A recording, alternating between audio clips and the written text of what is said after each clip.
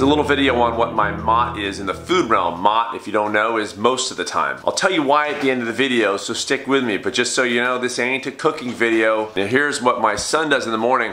This is his first chore, is to walk through the kitchen holding the cat. Well done, cross that one off the list. Wow. We're getting the kids' lunches going at 7:15. Carrots, some brown rice crackers, a little potato leek soup for the kids, the whole spelt bread toast. We're gonna spread a little, avocado and avocado. Salt and pepper. A little salt and pepper, sprinkle, avocado. Boom. If you've watched my videos before, you're gonna not be surprised by the fact that I make smoothies for the family in the morning and then one for me for the day. Things like that. That, frozen blueberries. Once in a while I'll put the lime in the coconut and mix that up, but not always. There's the family's smoothie.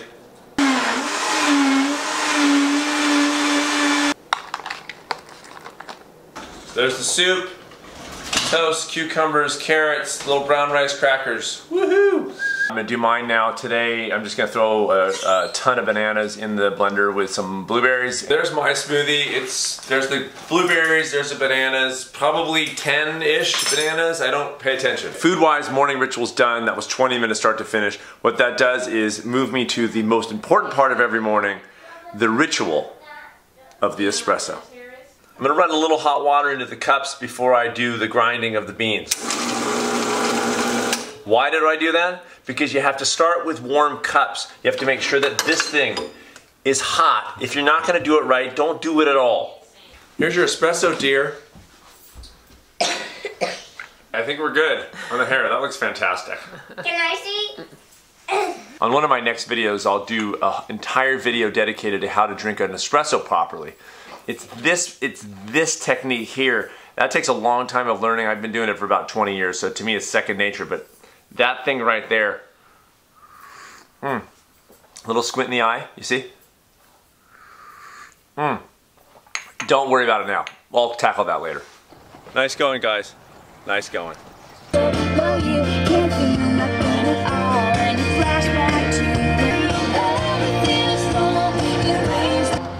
Was I out of line? Don't tell me something, everything now. Keep me in the pouring rain.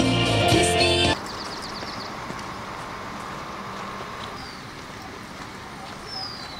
Okay, kids are in school. On my way now for a run. Taylor Swift all the way down to school. All the way down. Now it's my turn for my music. Wanna play.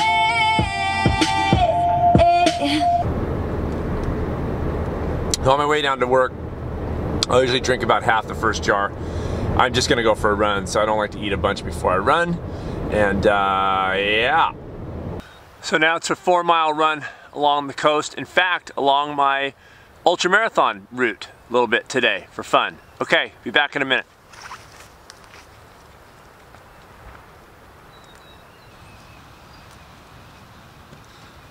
Boom! 4 miles and change. Pretty good. If you want the details on that, follow me on the strava. So now I'm at work. I've had one jar, basically a smoothie, half before my run. I finished it up when I was finished with the run. I'm having an espresso. I do about 2 to 3 espressos per day. Espresso has less caffeine than a cup of coffee. So with 3 espressos, it's like a cup and a half worth of coffee, caffeine-wise, a day. Common misconception is that espresso has more caffeine. It doesn't, it has less. And that's why I kind of go with that. Off to work. I'm actually today finishing up a cooking video. I shoot those for the Stanford Inn. And they have a new cookbook out, so we've been doing a cookbook series. There's my plug.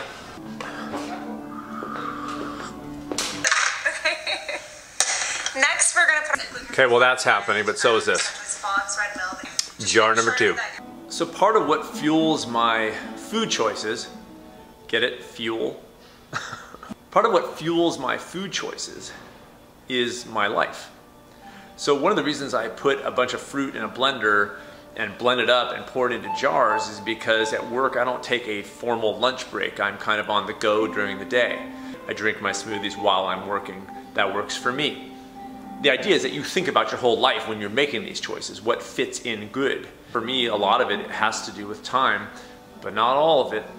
Some people might look at what I eat most days and think that's extreme.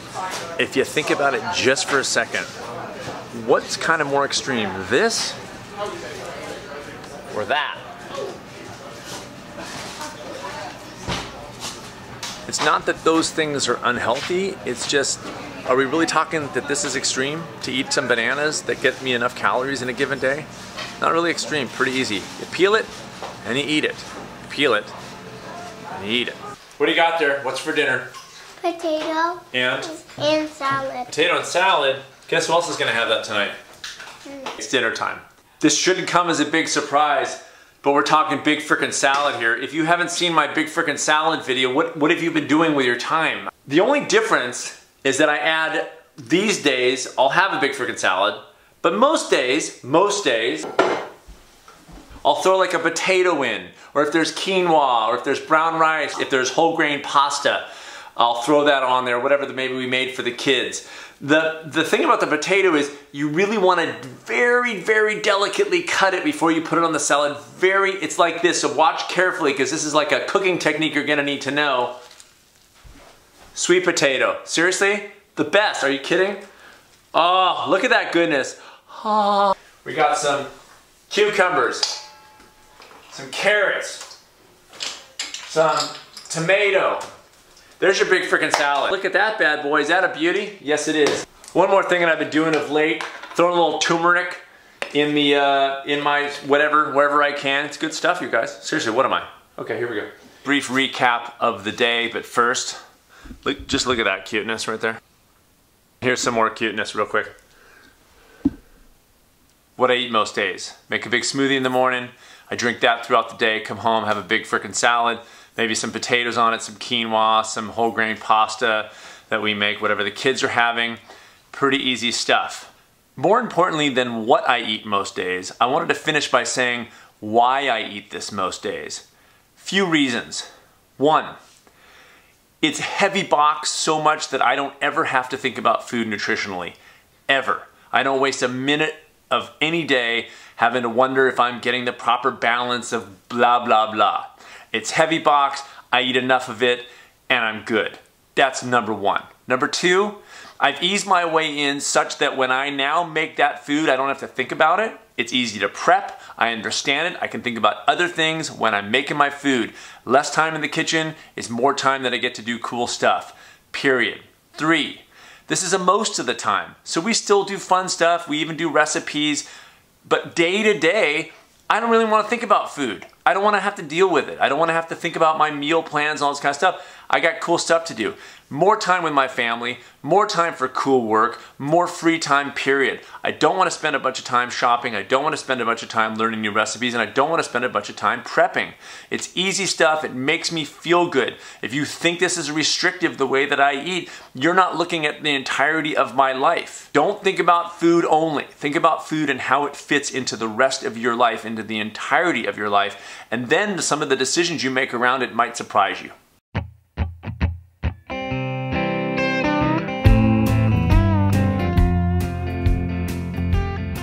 Most importantly, just to kind of,